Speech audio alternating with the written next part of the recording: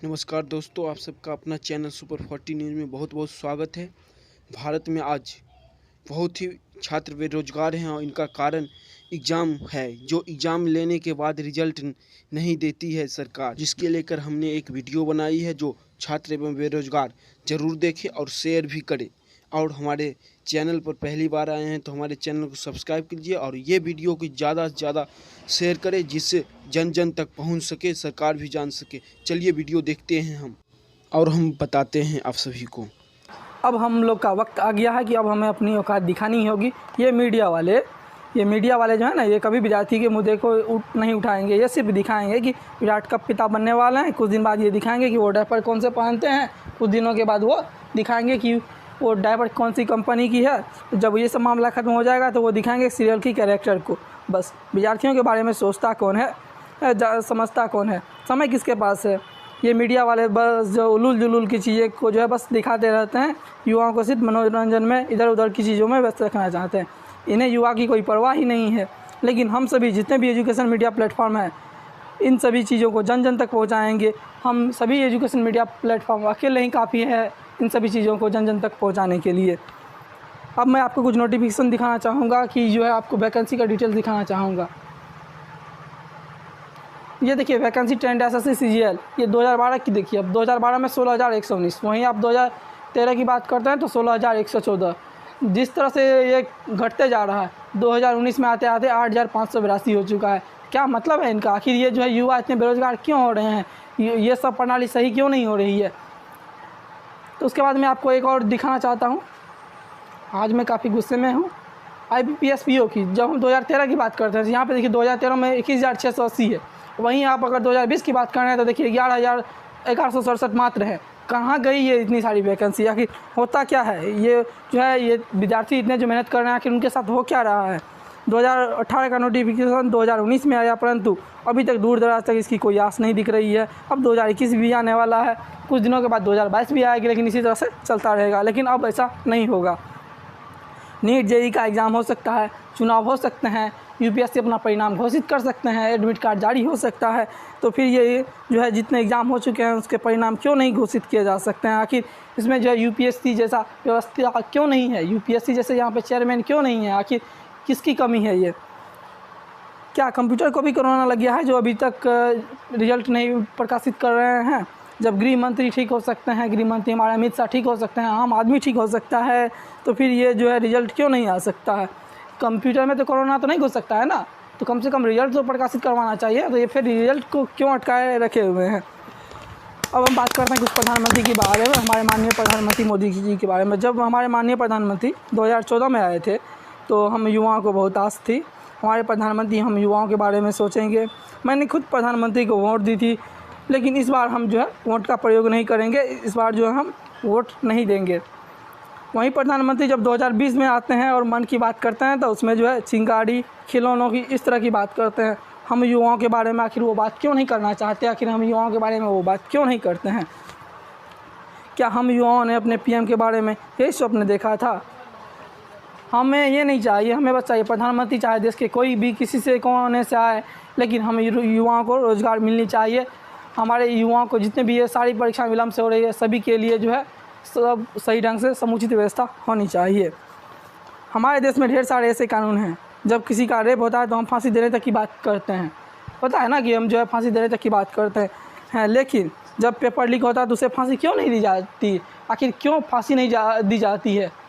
ये तो जो है आप सिर्फ एक का जीवन बर्बाद होता है। यहाँ पे तो कितने युवक युवतियों का जो है जीवन बर्बाद होता है। ये जो इतने युवक युवतियों से जो उनके साथ खिलवाड़ कर रहे हैं जीवन के साथ, आखिर क्यों ऐसा हो रहा है?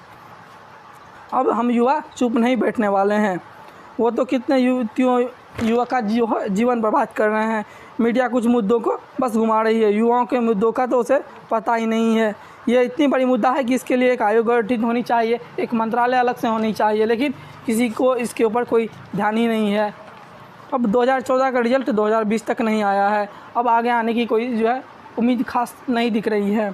NTPC ने 90,000 पद निकाले थे 2018 में, जिसमें करीब लगभग 2.5 लाख युवाओं ने फॉर्म भरा था। 2.5 लाख युवाओं ने फॉर्म भरा था। आप अनुमान कर सकते हैं एक छात्रों के लिए आवेदन शुल्क 500 रुपये थे।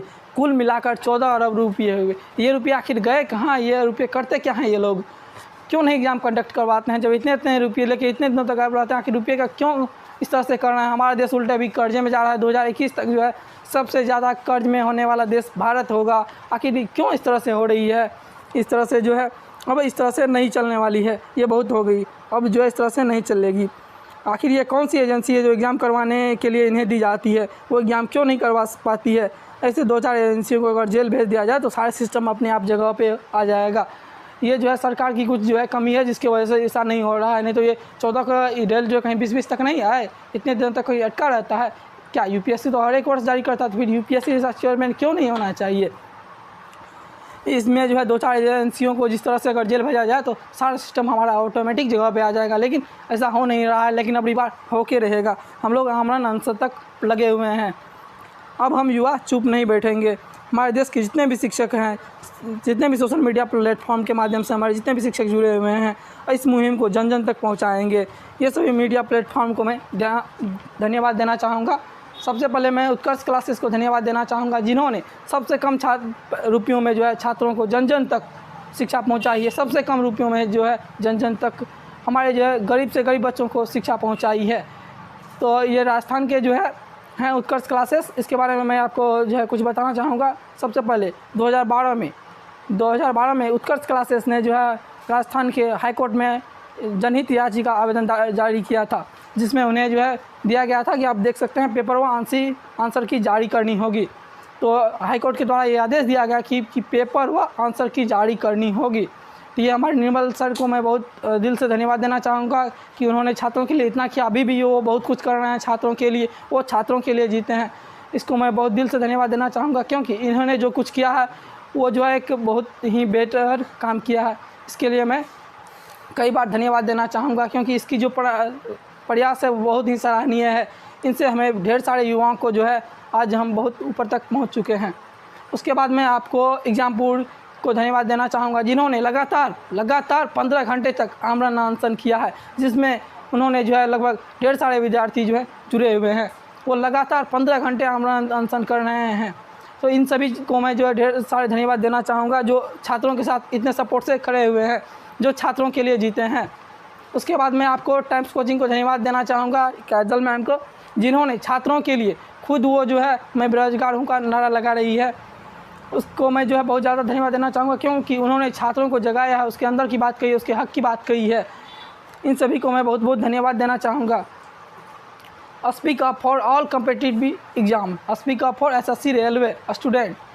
हम सभी एग्ज़ामों के लिए जो है इस तरह से करेंगे, जो सभी एग्ज़ाम हमारे जो है समय पे होने चाहिए, एक भी एग्ज़ाम जो है लेट नहीं होना चाहिए। अब speak up for all competitive exam.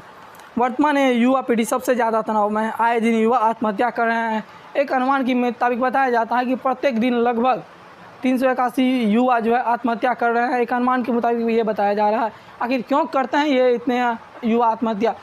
ढेर सारे जो है आपको नोटिफिकेशन में दिखा जाएगा कि जो है युवा डेली जो है आत्महत्या करने के लिए जो है प्रेरित हो रहे हैं। आखिर क्यों हो रहे हैं? इस तरह से क्यों किया जा रहा है ये छात्रों के साथ? ये छात्रों के साथ जो लापरवाही, ये जो छात्रों के जीवन के साथ खिलवाड़ हो रहा है, आखिर क्यों हो रहा है? ये सब जो है अब बंद करना होगा। ये बहुत हो चुकी है। अब हम युवा चुप नहीं बैठेंगे।